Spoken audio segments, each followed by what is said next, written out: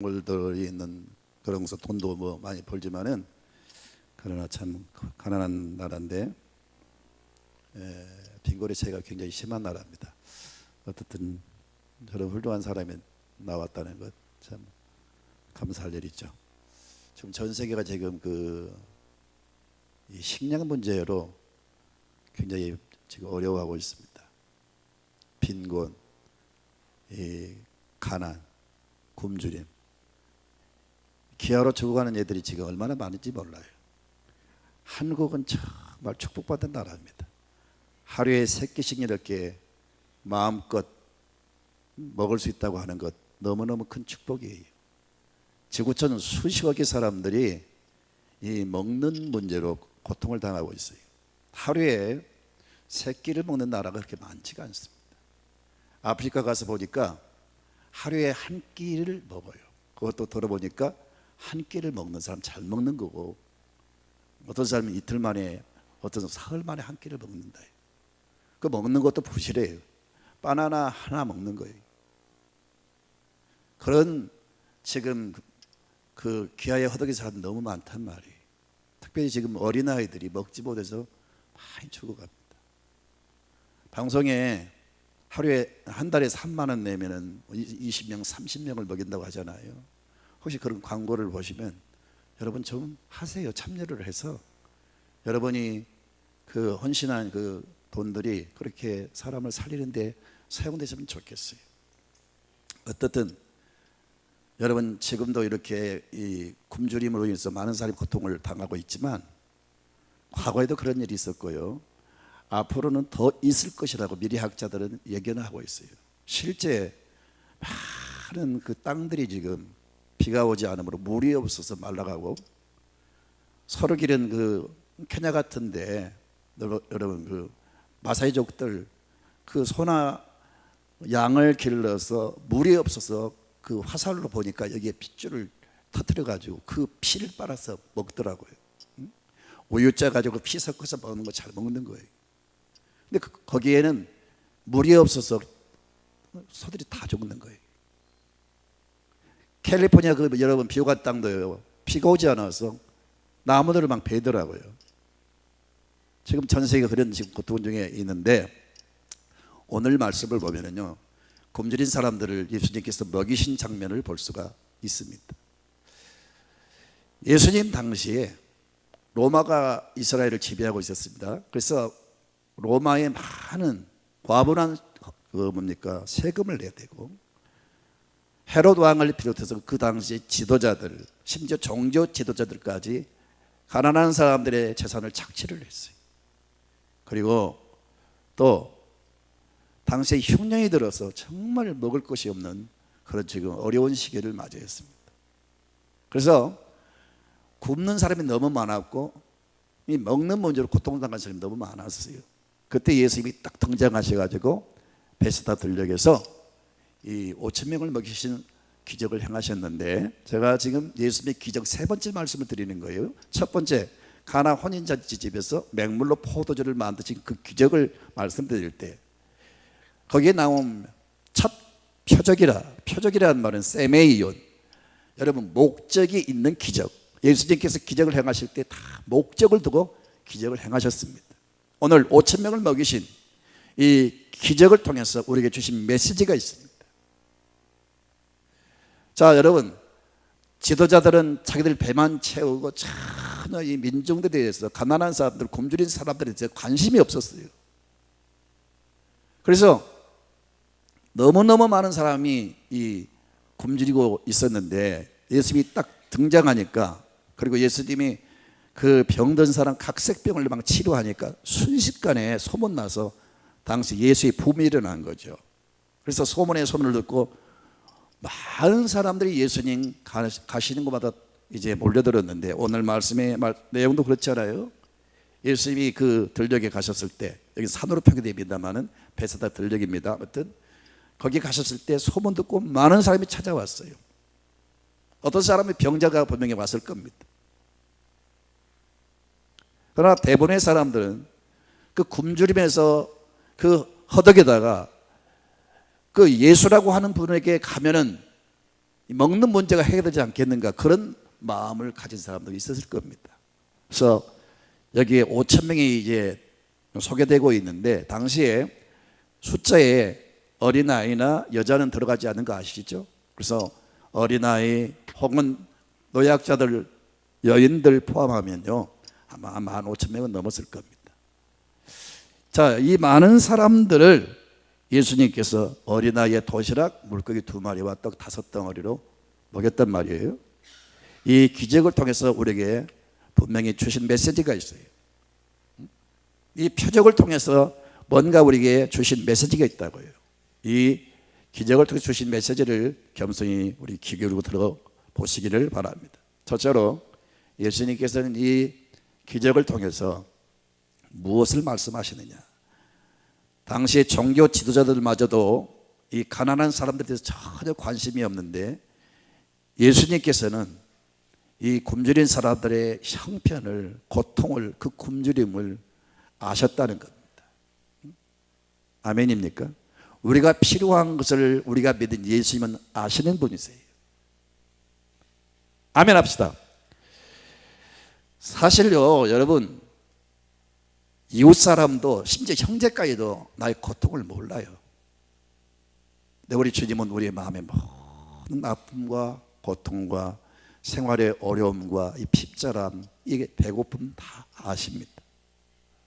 벌써 예수님께서 그들이 딱 오는 것을 보고 예수님은 그들을 아셨어요. 5절을 볼까요? 5절을 보세요. 시작. 예수께서 눈을 들어 큰 무리가 자기에게로 오는 것을 보시고 빌립에게 이르되 우리가 어디서 떡을 사서 이 사람을 먹이겠느냐.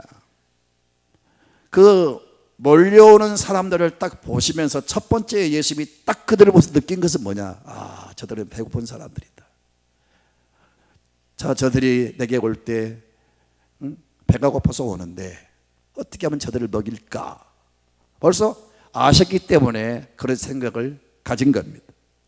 마가복음 6장 34절을 볼까요? 예수께서 나오사 큰 무리를 보시고 그 목자 없는 양 같음으로 인하여 불쌍히 여기사. 여러분, 그렇습니다.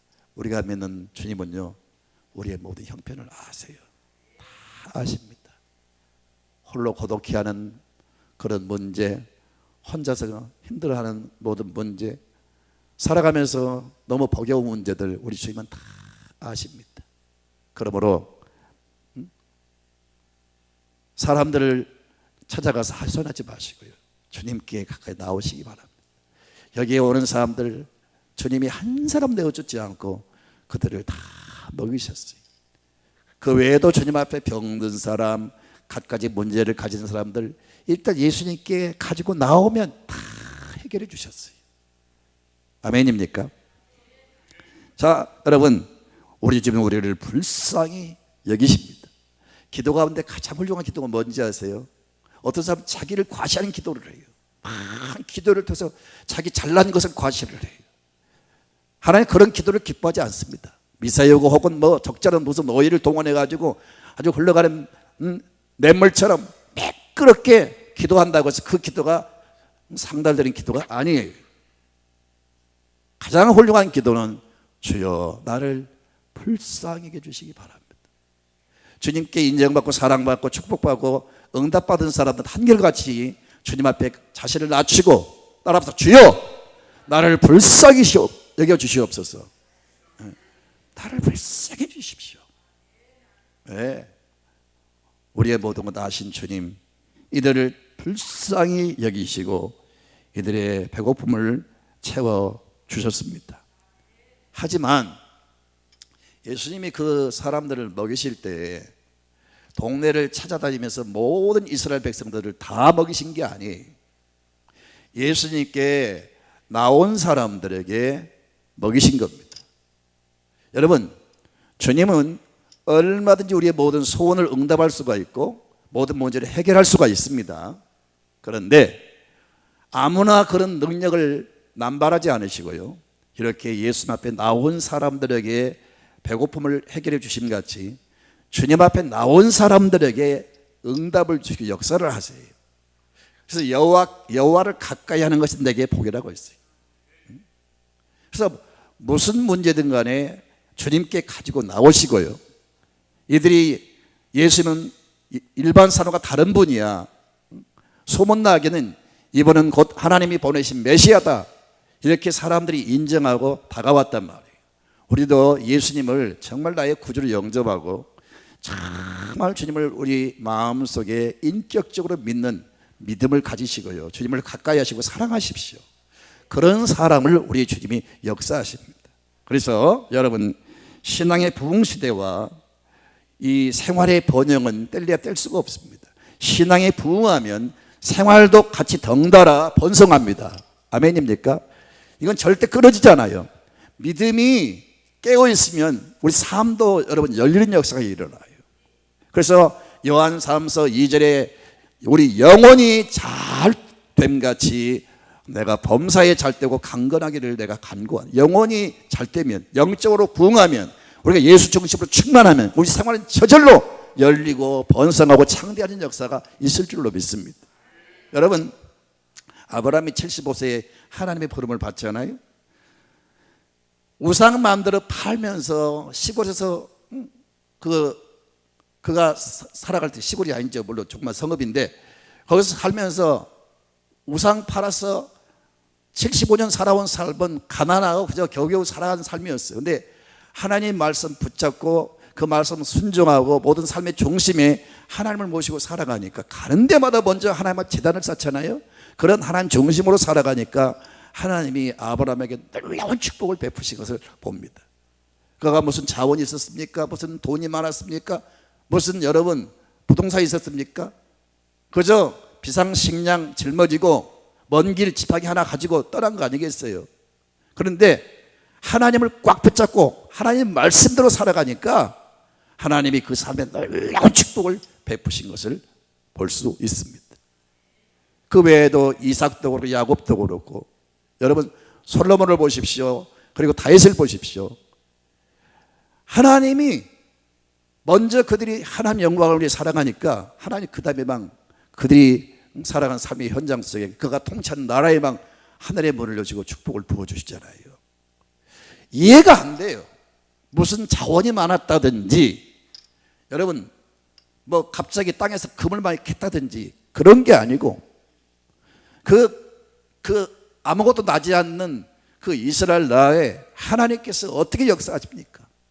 전쟁에서 승리케 하시고 많은 전리품을 획득케 하시고, 하나님이 그들에게 지혜를 주시니까 주변의 나라들이 지혜를 얻기 위해서 막 황금을 싣고 오잖아요. 그래서 하나님이 다윗이 통치하는 시대에, 솔로몬이 통치하는 시대에만 황금이 차고 넘치게 만들어 주신 거예요. 그들이 물질을 원했습니까? 그들이 물질을 추구하는 삶을 살았습니까? 아니에요. 그저 하나님 잘 믿으니까 하나님이 그 나라에 번성을 주신 겁니다. 아멘입니까? 주님께 나온 자를 배를 채워주셨습니다. 예수를 가까이 하고 주님을 영접하고 주님을 사랑하고 주님을 의지하는 사람에게 주님은 역사하신다는 사실을 기억하시고요, 여러분 영적으로 깨어나시기 바라고요, 하나님 중심의 삶을 살아가시기를 주님의 이름으로 축원합니다. 마태복음 6장 33절에 너희는 먼저 그의 나라와 그의 의를 구하라. 그리하면 이 모든 걸 다 너에게 더하시리라. 아멘입니다.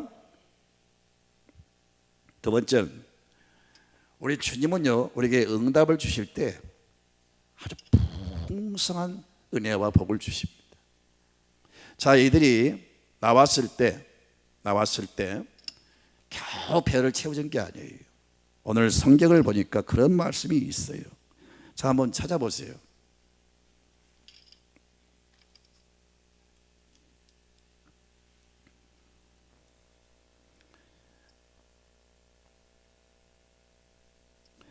(11절) 보니까 그들의 원대로 주시니라. 원대로 주시니라.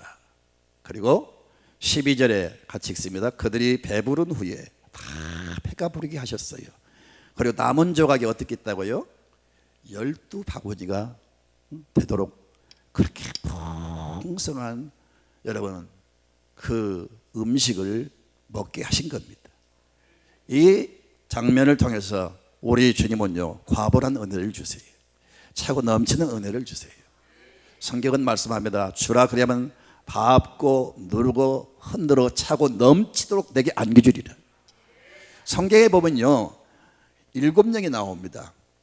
그레다더스라는 책을 보면요, 그 7명을 풍성한 영, 그렇게 설명을 해요. 여러분, 우리 안에 역사하신 성령은 풍성한 영이세요. 하나님은 후히 주시고 넘치게 주시던 분이세요. 할렐루야. 째째고 옹졸한 하나님이 아니세요. 여러분, 빌립보서 4장 19절을 한번 같이 읽어봅시다. 시작. 나의 하나님이 그리스도 예수 안에서 영광 가운데 그 풍성한 대로 너희 모든 쓸 것을 채우시리라. 시편 25편에 여호와는 나의 목자시니 내게 부족함이 없으리로다.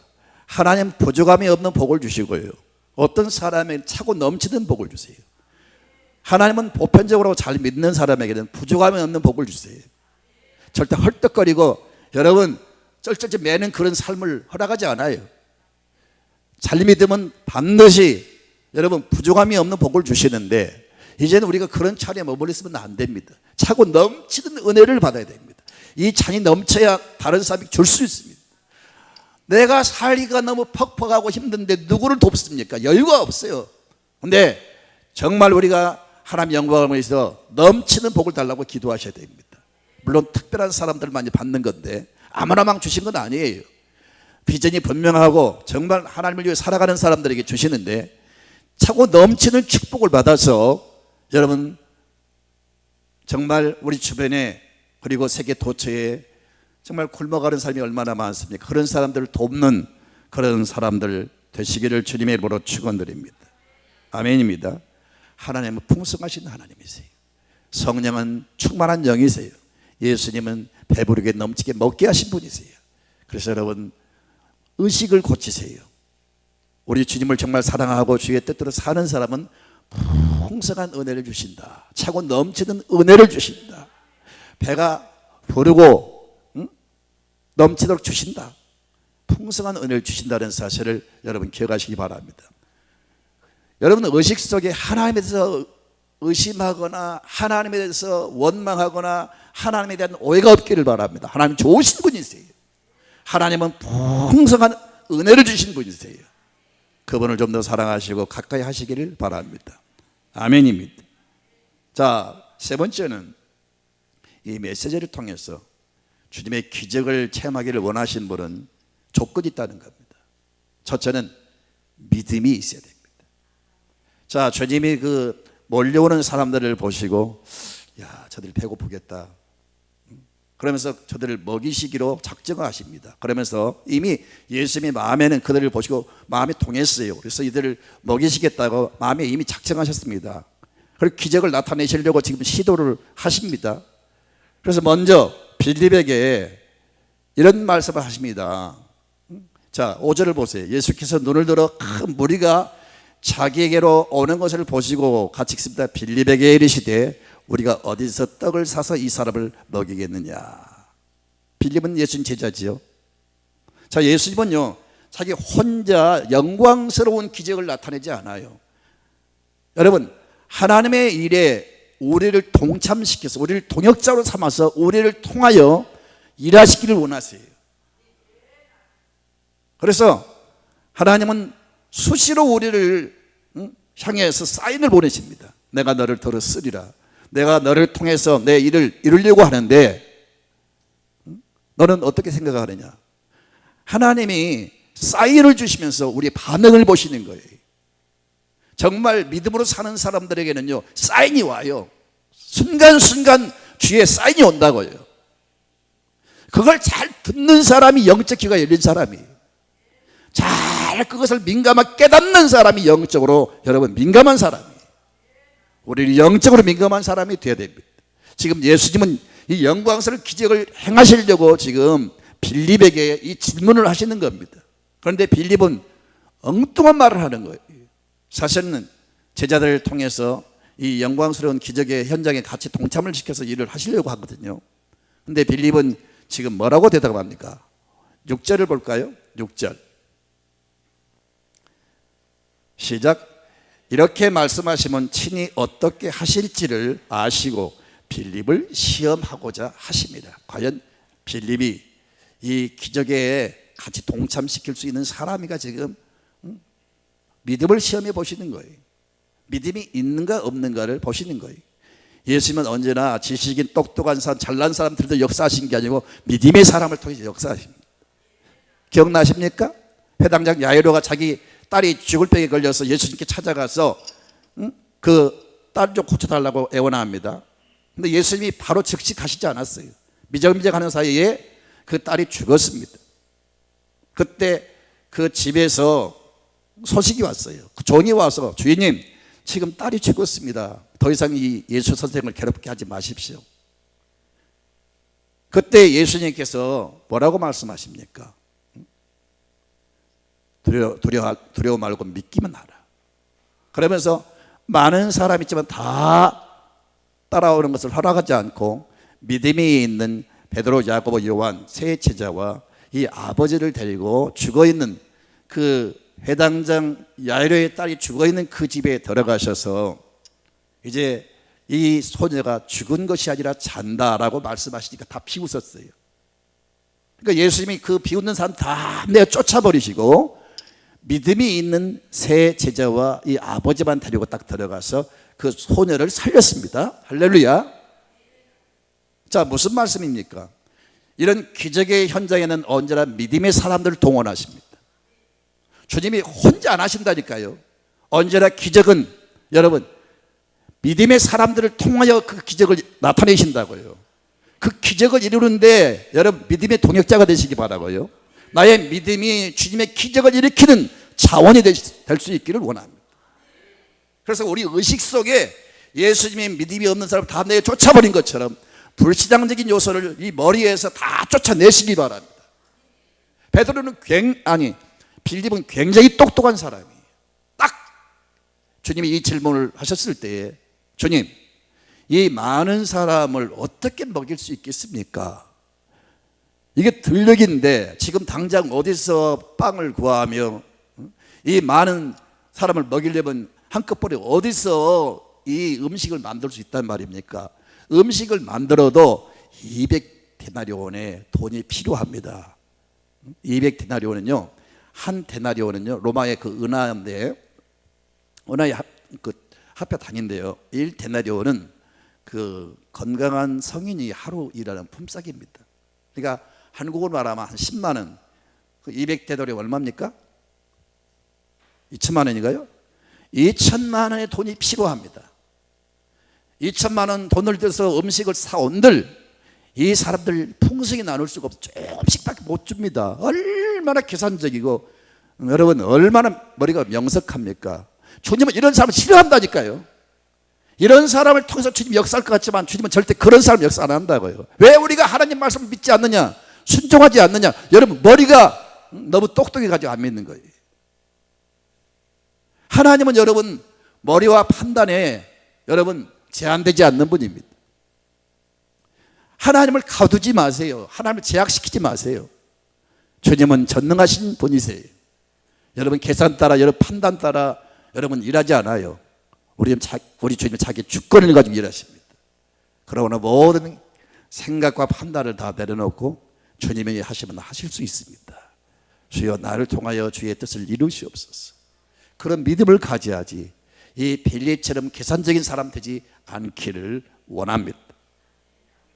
자, 그때 예수님께서 베드로의 모습, 그 빌립의 모습을 보시고 예수님이 아주 언짢이하는 모습을 아마 보았던 것 같아요. 그때 눈치 빠는 안드레가 어떻게 말합니까? 그 당시에 어린아이들도 왔는데 아마 부모가 그 어린아이가 예수님께 간다고 하니까 도시락을 싸준 것 같아요. 그 어린아이가 그 갈릴리 바다에서 잡히는 잡어 그 고기 2마리 그리고 떡 5덩어리 싸서 이렇게 도시락을 싸준 건데 안드레가 주변을 보니까 아이가 도시락을 가지고 있는 거예요. 그래서 그 아이한테 설득을 하고, 자, 이거 우리 예수님께 바치면은 예수님이 이 사람들 먹일 수 있을 거야, 이렇게 설득을 해가지고 그 아이한테 그걸 받아가지고 예수님께 가지고 갔다는 겁니다. 이걸 예수님께 드릴 때 예수님이 이걸 가지고 기적을 행할 수 있다는 그 믿음을 가지고 드린 줄로 믿습니다. 이게 얼마나 무슨 이야기입니까? 이게 얼마나 참 말도 안 되는 소리죠. 그런데 안드레가 그걸 예수님께 바쳤다고 하는 것은 믿음의 행위인 줄 믿습니다. 그래서 우리 예수님 믿음의 행위, 그 안드레가 바친 물고기 2마리를 가지고 떡 5덩이를 가지고 기적을 행하셨잖아요. 여러분, 믿는 사람이 되십시오. 두려워 말고 믿기만 하라. 믿는 사람이 되셔야 됩니다. 두 번째 요구하는 것은 여러분, 헌신의 사람을 요구하십니다. 어린아이가 그걸 헌신했습니다. 때를 쓰고 울면서, 여러분, 그 당시 식량이 귀한데 그 안드레 어린이 달라고 할 때 얘가 쉽게 주겠어요? 근데 설명을 잘 듣더니 아이도 기꺼이 내놓은 거예요. 참 웃은 이야기지만요, 안드레는 그걸 예수님께 바쳤어요. 여러분, 하나님이 세상을 창조하실 때 무에서 유를 창조했어요.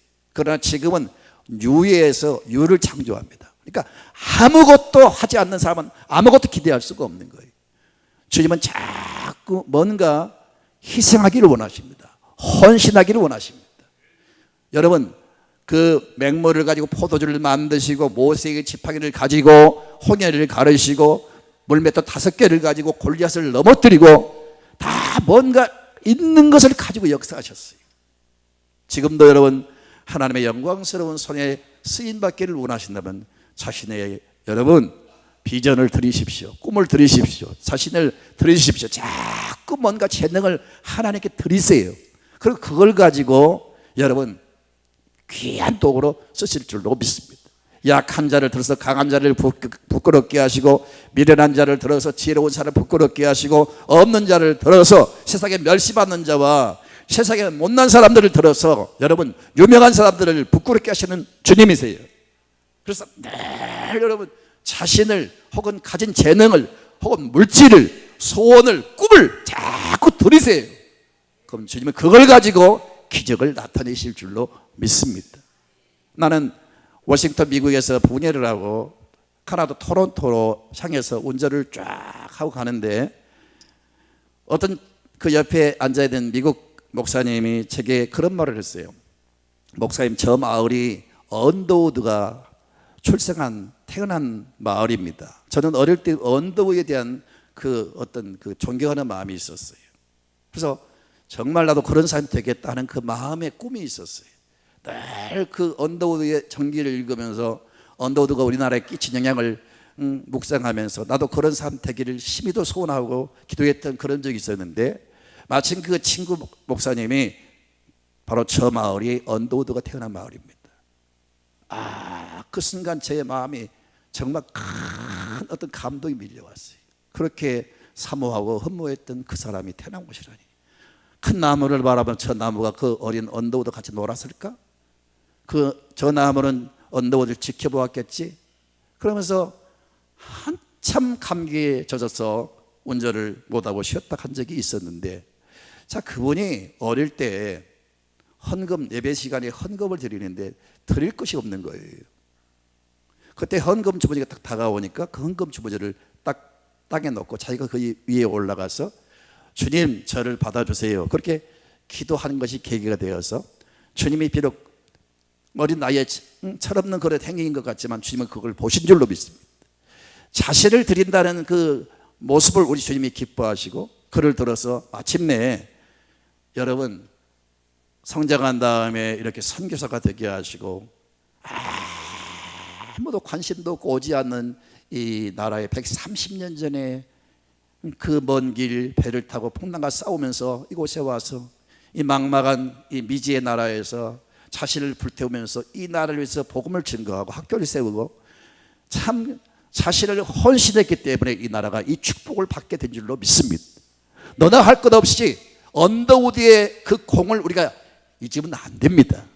이런 사람들이 곳곳에서 한국을 향해서 와서 어떤 사람은 순교하고 어떤 사람은 젊음을 불태워서 이 나라를 위해서 헌신했기 때문에 이 나라가 하나님의 축복이 임한 줄로 믿습니다.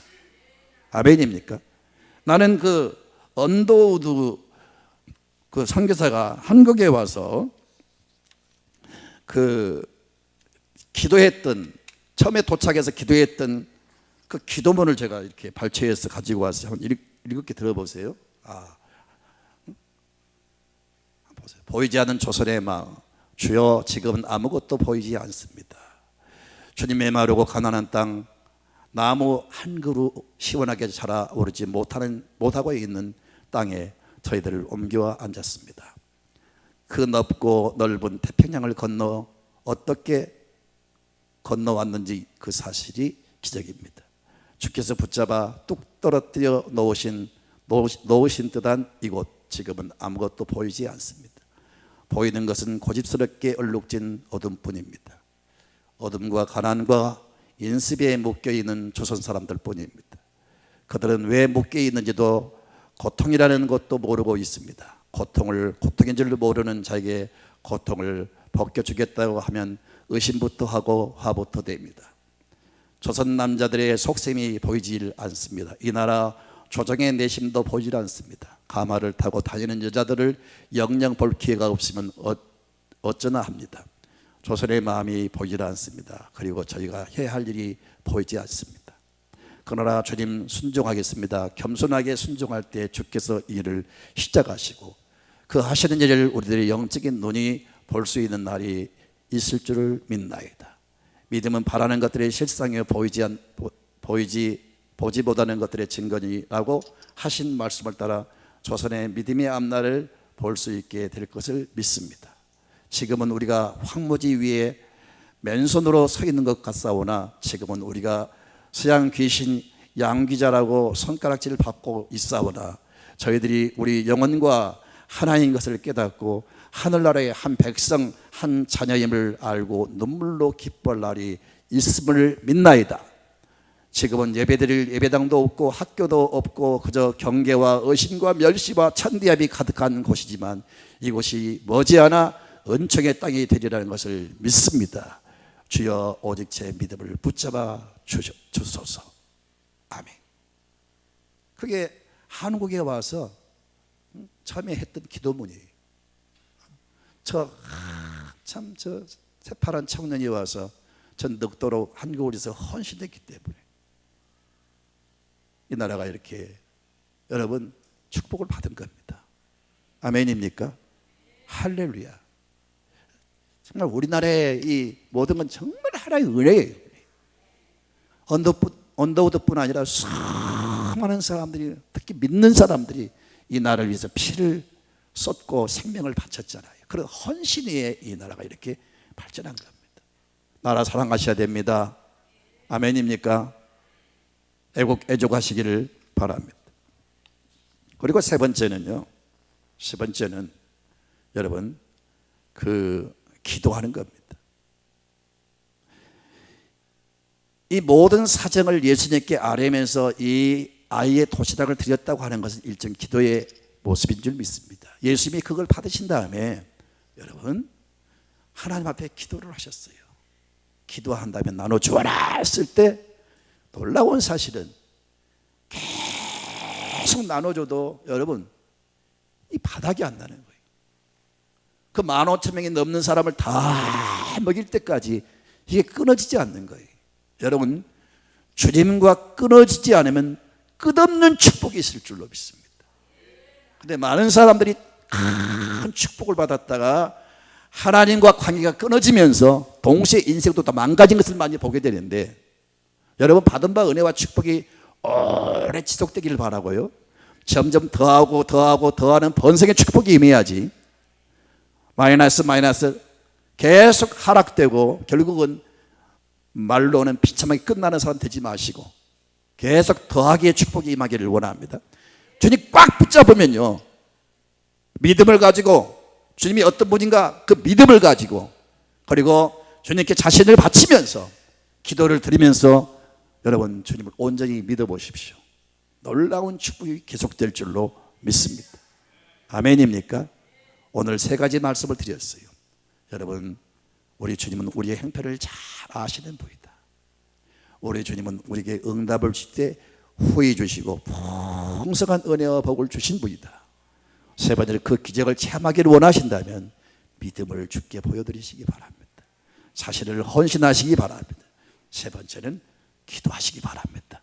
주여, 나를 들어 사용하여 주십시오. 나 이렇게 물고기 2마리, 어린아이의 도시락 떡 5덩어리 같이 하찮은 존재입니다. 그러나 주께서 행하시면 하나님 놀라운 기적이 일어날 줄로 믿습니다. 무익한 종을 들어 사용해 주시기 원합니다. 우리 가족이 이렇게 어렵습니다. 주여, 응답해 주시기 원합니다. 끊임없이 주님 모시고 기도하면 주님이 놀라운 역사를 나타내실 줄로 믿습니다. 따라합시다. 영혼의 번성이, 생활의 번성이 일어난다. 아멘입니다. 영혼의 번성이, 여러분 삶의 번성이 일어납니다. 찬양하겠습니다.